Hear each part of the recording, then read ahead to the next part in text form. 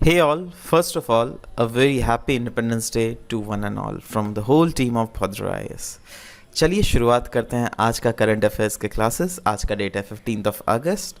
Sources हमारे रहने वाले हैं Assam Tribune and different other national dailies को भी हम लोग यहाँ पर फोकस करेंगे और इस पूरा पीडीएफ का लिंक नीचे डिस्क्रिप्शन सेशन में लगा दिया जाएगा, आप वहाँ से इसको डायरेक्टली डाउनलोड भी कर सकते हैं। चलिए आगे बढ़ते हैं। सबसे पहले बात करते हैं अटल पेंशन योजना के रिलेटेड। मिनिस्ट्री ऑफ फाइनेंस के द्वारा कुछ कुछ नए डायरेक्शंस निकाले गए हैं और इन डायरेक्शंस में क्या है पता है, बोला गया है अक्टूबर 1, जी हाँ, अक्टूबर 1 से जितने सारे इनकम टैक्स पेयर्स हैं ना, वो लोग एलिजिबल और नहीं होंगे to join this Atal pension Yojana. देखो, अटल पेंशन योजना के तहत इनकम टैक्स पेयर्स क्यों ज्वाइन होते थे पता है? जिससे 50,000 तक का रिबेट मिलता था उनको इनकम टैक्स में, ठीक है। तो इसलिए सरकार देख रही है, अरे भाई सबको ही अपना रुपए बचा रहे हैं इधर, है ना, तो let's D eligible them all, right, मतलब इनएलिजिबल उनको कर दिया गया है और अक्टूबर 1 से। तो वैसे अगर अटल पेंशन योजना की बात करें तो इसको लॉन्च किया गया था सन 2015 को, जिसका एम था एक यूनिवर्सल सोशल सिक्योरिटी सिस्टम को प्रोवाइड करना हर एक सिटीजन्स के लिए। स्पेसिफिकली फोकस था ऑन द पुअर्स, वैसे लोग जो कि अंडर प्रिविलेज है, और वैसे वर्कर्स जो कि अनऑर्गेनाइज सेक्टर में काम कर रहे हैं। It has over 2 crore subscriber, 2 crore से भी इसके ज़्यादा सब्सक्राइबर्स है, बहुत ज़्यादा लोग हैं ये तो, है ना। एलिजिबिलिटी क्या है? बैंक अकाउंट होल्डर्स जिनका एज ग्रुप 18 से 40 साल के बीच में है, they can join on to it. Benefits क्या क्या है भैया? मिनिमम मंथली पेंशन मिलेगा ऑफ 1,000 से 5,000 पर month after the age of 60 years. In case of death, अगर बाई चांस उनके डेथ हो गया तो उनके जो स्पाउस है ना, दैट इज स्पाउस, मतलब यहाँ पे सोचो अगर आदमी का अगर डेथ हुआ तो उसके केस में उनकी वाइफ स्पाउस हो गई, अगर वाइफ का डेथ हो गया तो उसके केस में उसके हस्बैंड स्पाउस हो गए, ठीक है। तो स्पाउस जो है गारंटेड पेंशन मिलेगा for the life time under this योजना। अगर मैं नोडल एजेंसी की बात करूं अटल पेंशन योजना का, तो वो है PFRDA, that is pension fund regulatory and development authority, जो क्या स्टैट्यूटरी अथॉरिटी है जो कि एडमिनिस्टर करती है नेशनल पेंशन स्कीम को अंडर मिनिस्ट्री ऑफ फाइनेंस भी। नेशनल पेंशन स्कीम ये गवर्नमेंट स्पॉन्सर्ड पेंशन स्कीम है, लॉन्च किया गया था 2004 को for the government employees as well as कोई भी इंडिविजुअल सिटीजन ऑफ इंडिया जो क्या resident as well as non resident भी हो सकते हैं और उनका एज ग्रुप 18 से 65 के अंदर होना चाहिए। नेक्स्ट, इंडियन एक्सप्रेस का यह न्यूज़ है, Ongole breed of cattle. Now अभी देखा जा रहा है दैट अनडाउटेडली दुनिया में इम्यूनिटी जो एक फैक्टर ना, जब से कोविड आया है तो उसके बाद से इम्यूनिटी सबको इम्यूनिटी बोल रहा है, राइट। तो इम्यूनिटी बढ़ाने का क्या क्या टैक्टिस है? जो भी ऑर्गेनिक टैक्टिस है, जो भी मतलब कन्वेंशनल टैक्टिस है, उस पर लोग ज़्यादा फोकस कर रहे हैं। अब देखो, दवाई खाकर भी आप अपना इम्यूनिटी बढ़ा सकते हो, राइट, बट उससे फ़ायदा क्या होगा, है ना? अल्टीमेटली आपके शरीर पे केमिकल्स जा रहे हैं, राइट।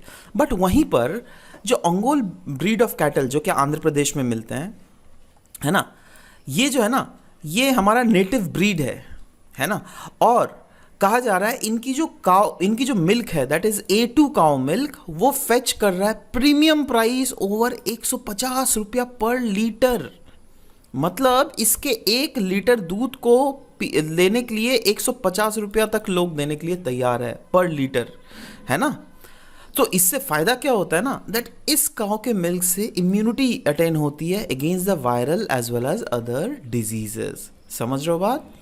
नेक्स्ट, इंडियन एक्सप्रेस का ये न्यूज़ है, youth employment deteriorated in India. ऐसा इंटरनेशनल लेबर ऑर्गेनाइजेशन का रिपोर्ट निकला है, उसमें बताया गया है। GS3 के एम्प्लॉयमेंट पर्सपेक्टिव से आप इसको जोड़ सकते हैं। नाउ कहा जा रहा है दैट 2020 से लेकर 2021 के बीच में अगर देख लीजिएगा ना, यूथ एम्प्लॉयमेंट डिटीरियोरेट हुई है।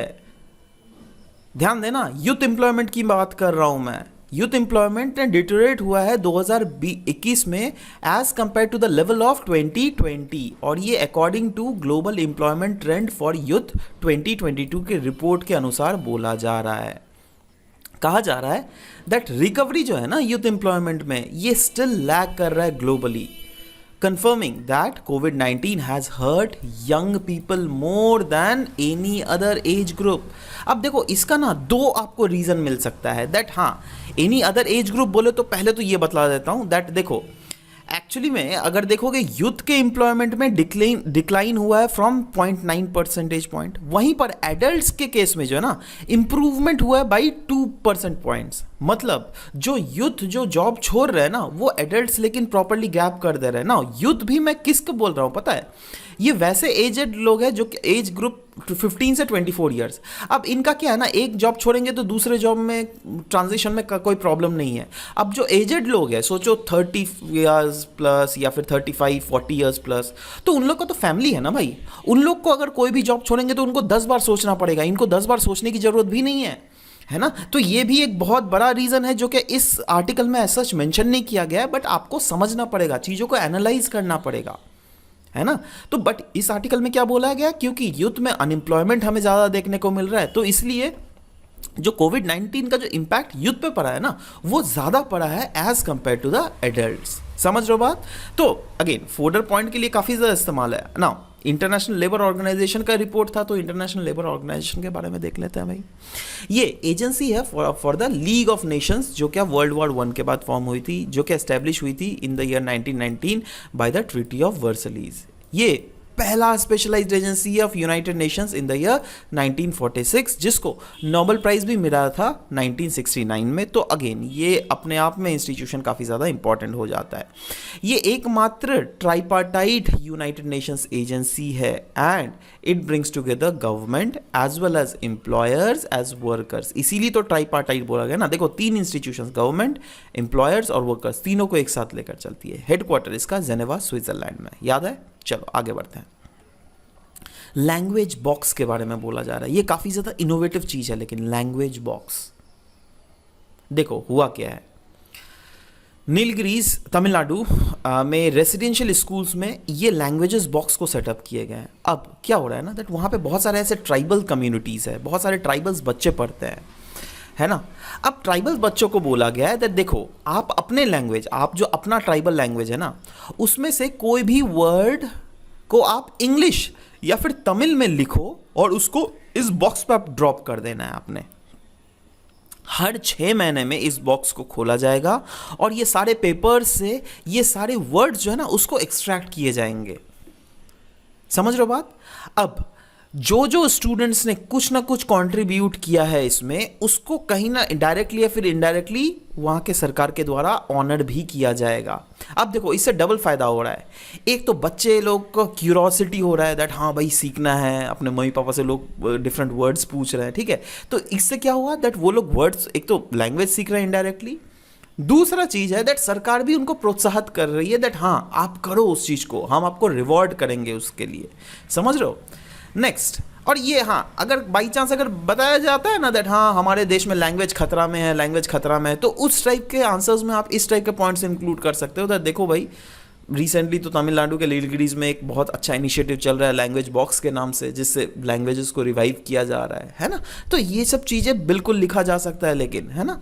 Next, national intellectual property awareness mission, NIPAM कहा जा रहा है। नीपम ने अचीव किया है target of imparting intellectual property awareness and basic training to around 1 million students.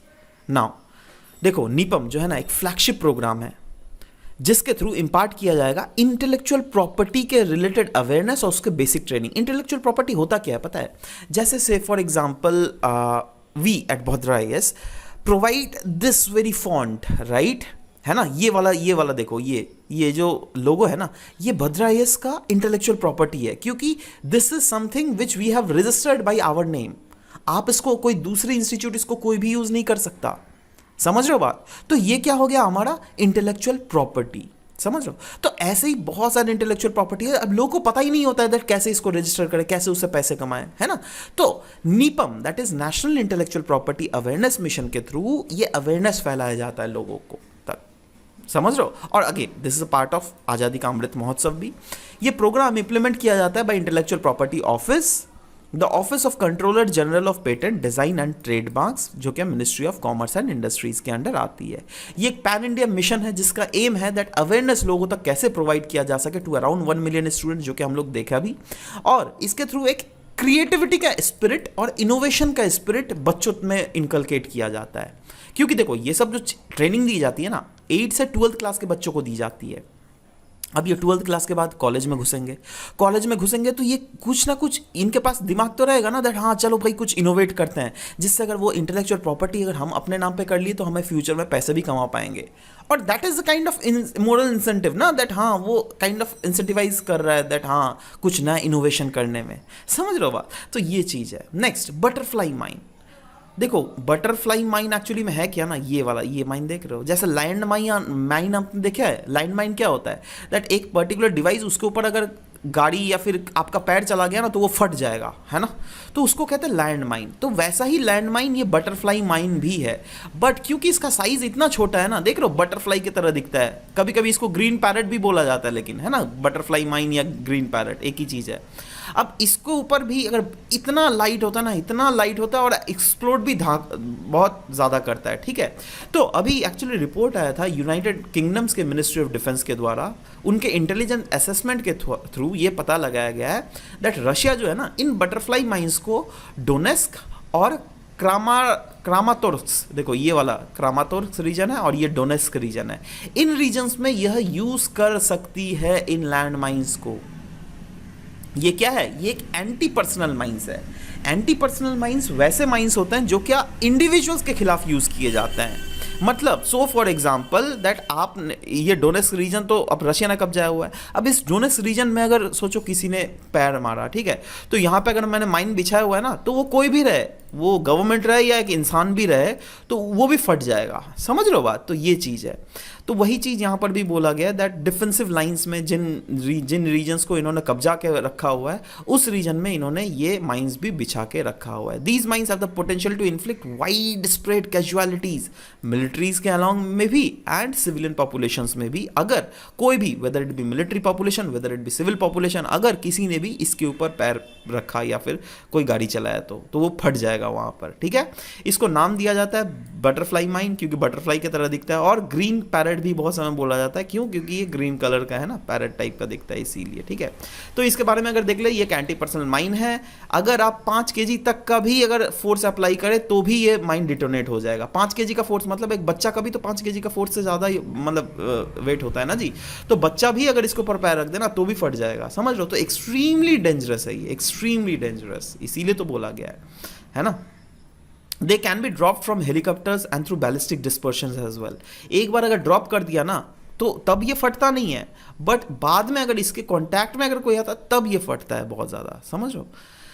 अच्छा, क्या दुनिया में ऐसे कुछ कन्वेंशंस है जिससे इन माइंस को ना यूज़ किया जाए? जी हाँ, कन्वेंशन बिल्कुल है on anti personal mines, but इस कन्वेंशन को ना ही रशिया ने साइन किया है ना ही यूक्रेन ने साइन किया है, इसीलिए रशिया इसको अभी भी इस्तेमाल कर सकती है ना। कन्वेंशन क्या बोलता है?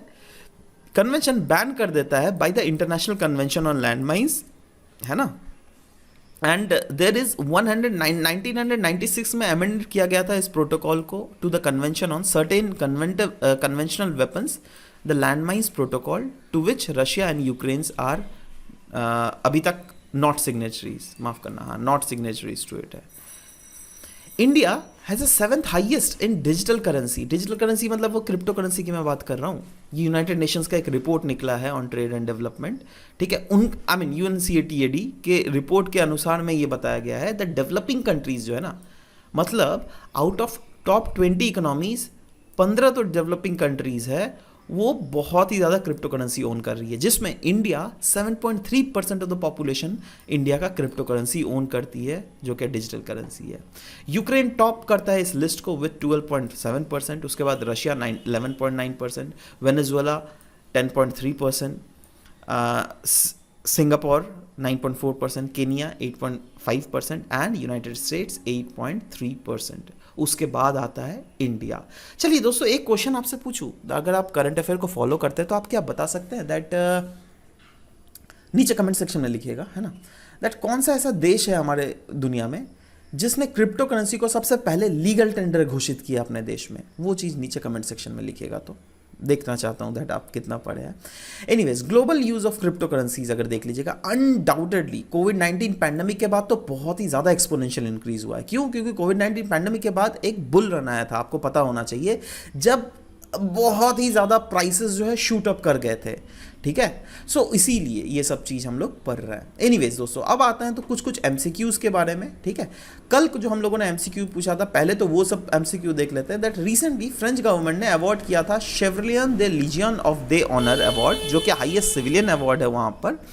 तो किस पॉलिटिकल पर्सनालिटी ऑफ इंडिया को इसको दिया गया? नरेंद्र मोदी, अरविंद केजरीवाल, शशि थरूर जी या फिर नीतीश कुमार? तो answer was Shashi Tharoor ji. Next, JCPOA joint comprehensive plan of action में कौन कौन से देश आते हैं? तो उसके कोडिंग दी गई थी। देखो P5+1 हमने बोला था ना, P5+1, 1 में जर्मनी था, ठीक है, तो जर्मनी तो आएगा, है ना, मतलब 4 तो होगा, है ना। अब क्या नहीं आएगा? P5, that is permanent 5 members में कौन है? चाइना है, जी हाँ एब्सोल्युटली है। जापान है, नहीं है। फ्रांस है, हाँ है। तो जापान देखो इसमें नहीं आएगा, ठीक है, तो इसलिए इसका आंसर होगा 1, 3, 4। देखो 1, 3, 4 का है बी ऑप्शन में, ठीक है, तो खत्म, direct B option will be the correct answer. समझ लो बात? तो C and B is the correct sequence. Anyways आप लोग देख लीजिएगा, यहाँ पे इंक्लूड करना भूल गया। एनीवेज ठीक है, आगे बढ़ते हैं। Global employment trends for youth 2022 report release किसके द्वारा किया गया है? वर्ल्ड बैंक के द्वारा, United Nations conference on trade and development के द्वारा, इंटरनेशनल लेबर ऑर्गेनाइजेशन के द्वारा या फिर वर्ल्ड इकोनॉमिक फोरम के द्वारा?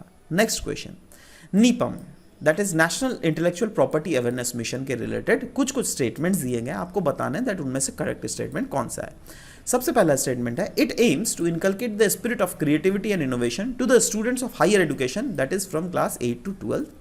दूसरा है, it is being implemented by ministry of commerce and industries.